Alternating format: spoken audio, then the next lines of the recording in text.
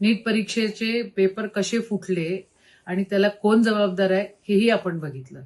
त्याच्यासोबत सीबीएसई आणि अजून 2-3 एक्झाम्सचे पेपर फुटलेले आहेत. पण ह्याचं अकाउंटेबिलिटी सरकार घ्यायला तयार नाही आहे.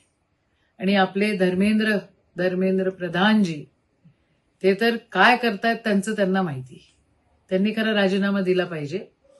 हे अकाउंटेबिलिटीच्या नावाने जे अधिकारी जबाबदार आहेत त्यांचे फक्त बदल्या इकडून तिकडे बदल्या करतायत.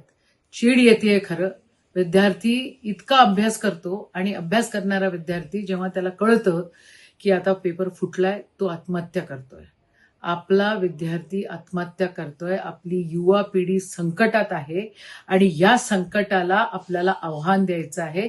हे आव्हान देण्यासाठी NSUIचे राष्ट्रीय अध्यक्ष विनोद जाखडजी अमरावतीमध्ये येत आहेत. माझी आपल्याला सगळ्यांना विनंती आहे की 5 तारखेला संध्याकाळी 5 वाजता आपण डॉक्टर बाबासाहेब आंबेडकर चौकामध्ये, इरविन चौकामध्ये त्या ठिकाणी उपस्थित राहावे आणि नीट आणि सीबीएसई पेपर फुटीच्या विरोधात त्या ठिकाणी सरकारला जबाब विचारावा.